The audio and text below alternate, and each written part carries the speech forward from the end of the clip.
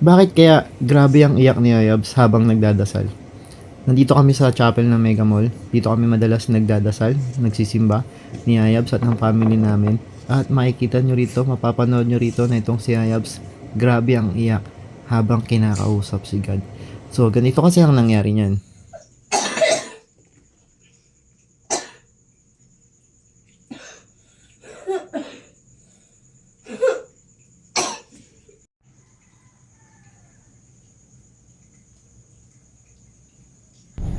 So, okay. Dito tayo ngayon. Sama ko si Ayabs. So, interviewin lang kita, Ayabs. Bigla on the spot. Ano nga? Bakit todo yung iyak mo nung todo yung hagulgul mo, grabe yung iyak mo habang nagdadasal ka habang nagdadasal ka doon sa chapel habang kinakausap mo si God. So ano yung mga dinasal mo at bakit grabe yung iyak mo? Yun. Grabe naman yun.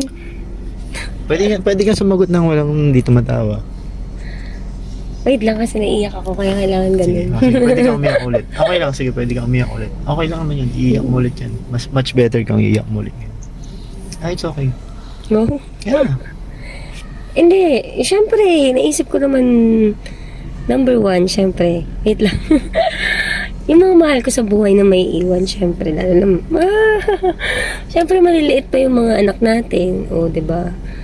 Hindi pa ako ready. Yun. Siyempre. Number two, siyempre, kung ba't ako umiiyak, siyempre sobrang thankful ko. Kasi alam ko, hindi naman talaga lahat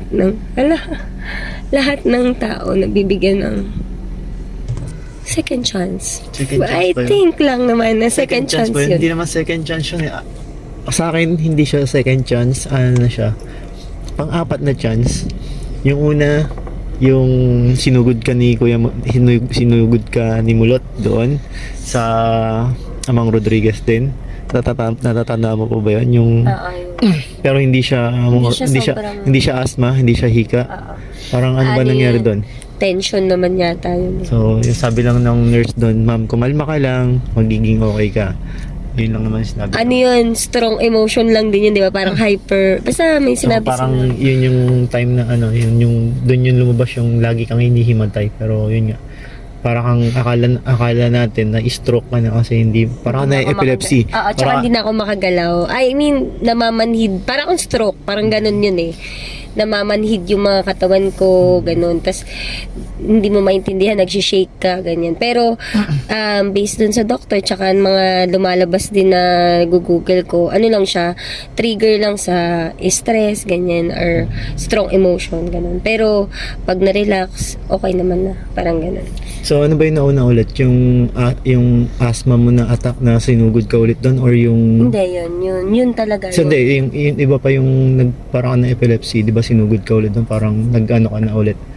Yung yung second dyan na yan eh, yung sa appendicitis mo o appendicitis na yan. Appendicitis ba yung second? Oo, kasi hindi ko naman kino-consider na death threatening yung iba kasi hindi, para sa akin hindi naman. Kumbaga, siguro kung naisusugod mo ko out of lang, parang takot, syempre kailangan ng ano. Pero ilang beses na ba akong sugod? Di ko na rin maalala. 4 na beses na ikaw na Apat isugod. na ba? Oo, ayan nga, siguro yun yung first yung Tapos appendicitis. Tapos alam ko nga yung asthma pa ulit eh. Kaya bumili tayo ng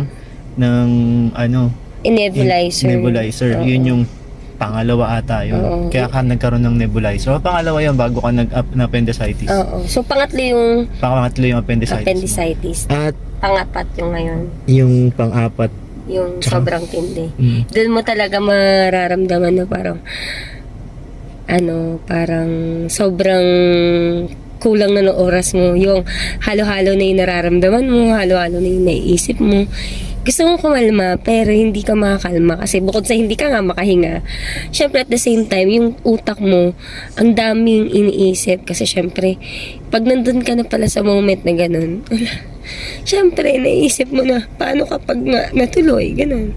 Parang hindi ko pa sila kayang iwan, parang ganun. And alam ko na hindi rin nila kakayanin pa, parang ganun. Lalo na yung mga anak ko, sabi ko nga, lagi talaga kay Jepay and Syra, ganyan. Kasi sobrang liit pa nila, hindi pa talaga pwede. Parang, alam mo yung yung parang, Iyak na siya. Sayang walang video. Ayun, iyak na siya. Pero makikita nyo naman doon sa doon habang Bakit nagdadasal. kasi, pa yan? Habang nagdadasal siya, makita nyo naman umiyak siya. Hanggang ngayon umiyak siya ulit. Oo, kasi talagang thank you ako. Sobrang thankful lang ako kay Lord. Nararamdaman ko talaga yung presence niya that day. Talagang, ganun. Hindi naman sa ganun na ano mo lang siya dahil dun sa nasa binit ka ng kamatayan. Pero, talagang, talagang dun mo maano yung milagro, yung prayer works, ganyan. Kasi talagang nung time na yun, dasal lang ako ng dasal. Kasi talagang hindi ako ma-okay. Kahit nung naka-oxygen na ako, ina-expect ko talaga magiging okay ako agad. Pero hindi yun yung nangyayari nung time na yun. Nung pangalawa kong sugod, kasi syempre nasugod ako ng umaga, parang Madaling araw ka nasugod. relax pa ako kasi parang ang bilis ko lang naging okay nung naisugod ako ng umaga. So nung pangalawang atake, parang nagugulat ako, ba't ganun? Hindi na ako umu-okay, parang ganun. At saka syempre nakakangamba kasi ang bilis nga ng pagitan. Biro mo, sinugod nga ako ng umaga ng 2 a.m. I think, tama? Tapos, kauwi kami alas 6. Tapos, from 6 to 9, tulog lang kami mga 3 hours siguro. Pagkagising ko, parang na ako sinasakal na talaga ako makahinga. And, sobrang thankful ko rin naman sa asawa ko. Ay, iyak na naman ako. Siyempre, diba? Talagang all throughout. Actually, nung na yun, siya naman talaga nagpupumilit sa akin sumugod sa hospital. Kasi ako parang, wala talaga sa isip ko na severe attack or ano. Parang kasi nasanay naman akong lagundi nga lang nagpapakalma sa akin. Pag nasuka ko na yung plema, okay na ako eh. Hindi nga ako nagne-nebulizer eh. Alam mo yun, alam kong may asthma ako, alam kong nakakatulong yung nebulizer, pero hindi talaga ako doon maasa. Kasi parang patingin ko, hindi ko pa nga tinatanggap na may asthma ako eh. Alam mo yun, parang feeling ko pag nag-nebulizer ako ng tuloy-tuloy, feeling ko mas lalo akong magkaka-asthma feeling ko kasi mild lang ako, parang ganun. May asthma ako pero mild lang. Ibig sabihin, kaya sa syrup, ganun na, wala sa syrup. Pero parang nasampulan kasi ako. Tapos yun nga, sobrang thankful ko sa asawa ko kasi talagang, alam mo yun, parang, mararamdaman mo na OA na sa OA pero talagang lagi ka yun sinicheck, ganyan. Siyempre, nakakakalma. Ang sarap, hindi lang siya basta relax eh. Alam mong nagmamalasakit siya, nag-aalala siya sa'yo, ganyan. Baliw. Ganyan, siya, ganyan. Siyempre, alam ko naman, pagod din kasi siya nun, kaya parang alam mo yung parang nahihiya ka na umubo. Kasi nga, kada umubo, parang sasabihin niya, okay ka ba? Ganyan. Parang nakakahiya na kasi, parang nakakastorbo ka na, parang ganyan. Kasi hindi naman siya makakonsentrate pag naririnig niya umubo ako. Kaya parang minsan pagkatabi ko siya, parang nahihiya akong umubo kasi parang maisipin niya kaagad, isuod na kaagad sa ospital or kaya hindi ako nakakahiga, ganyan.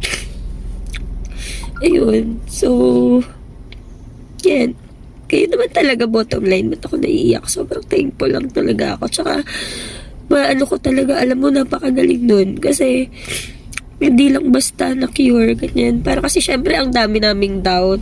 Ang dami kong, although nag-google na lahat naman ngayon, pwede mo lang pag-aralan yung sakit mo, ganyan. Pero ang galing lang kasi, yung katabi namin doon, na taon pa na, walang tawag kasi nananahimik lang kami habang nagne-nebulize ako, biglang umangat yung kortinang ganun, tapos biglang may nagsalita.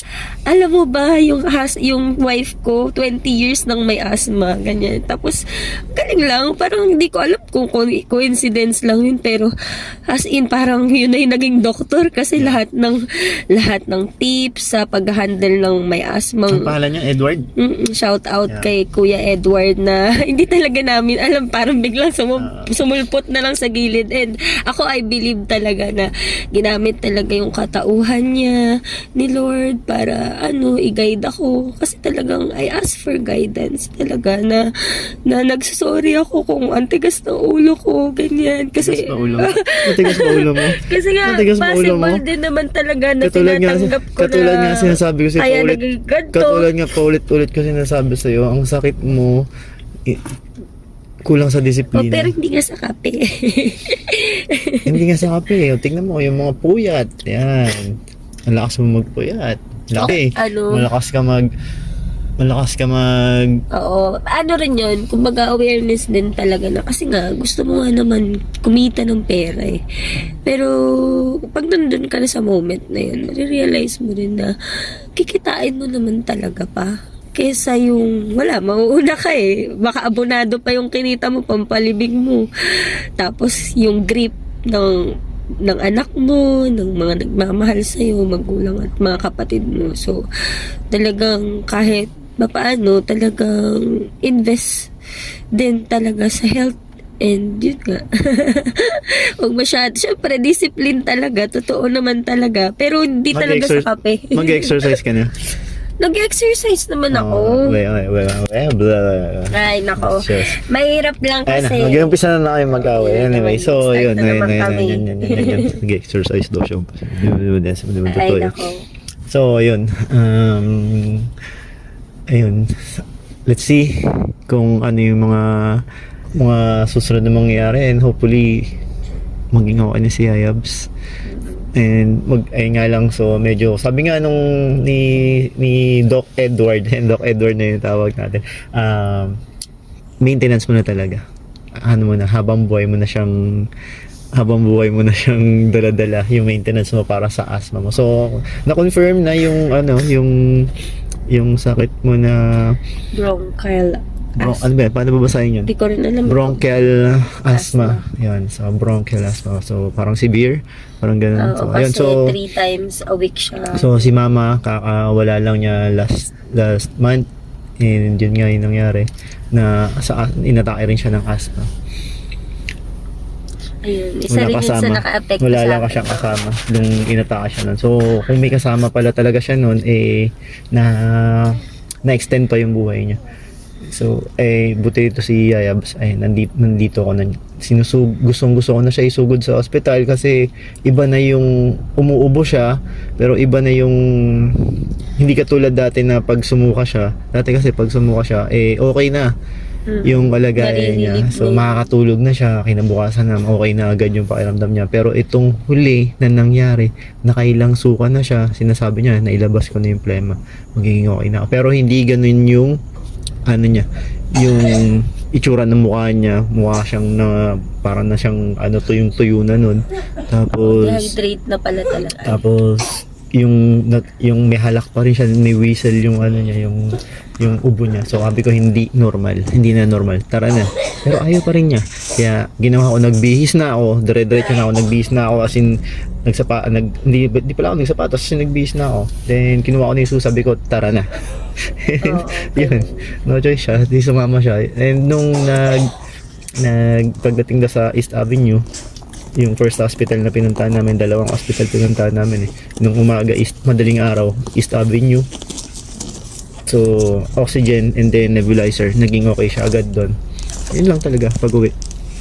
Oo. Ayun nga ang sabi ng doktor, nagtataka sila Natataka sila bakit dalawang beses. na-trigger agad. So, syempre, natulog lang ako. Ibig sabihin, hindi ako naggumalaw, hindi ako na-expose sa usok or what. So, ang pinaka naging diagnose nila doon, it's yung trigger ko is nasa tabi ko lang. Ibig sabihin, it's either meron akong, pero ako, kami talaga ni Jeff, hindi namin ina-assume na dahil Na sa pusa. alagang pusa Tsaka sa namin. aso. Kasi normally, ewan ko ha, Pero- nandito kami sa mga sila yung savior namin. Ganyan, Kasi tuwing may sakit sa amin, lagi nakapalibot yung mga pusa nila, nagtatabihan niya. Kahit hindi naman talaga sila natutulog doon sa kwarto, yung papansin namin, nandun silang lahat nakapalibot. Lalo na si Mogo, hindi natutulog sa loob ng kwarto yon, biglang Pag may papasok sakit. yon.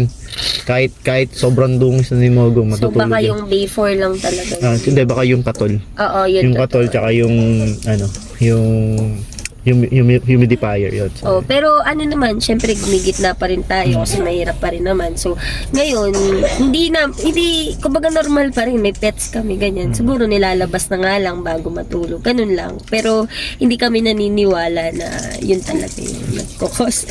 Parang nalulungkot nga ako kasi siguro, hindi ko alam kung may nagsabi sa mga anak ko, pero parang naano rin sila, parang nag-worry din sila. So, sila kasi talaga yung animal lover sa totoo lang.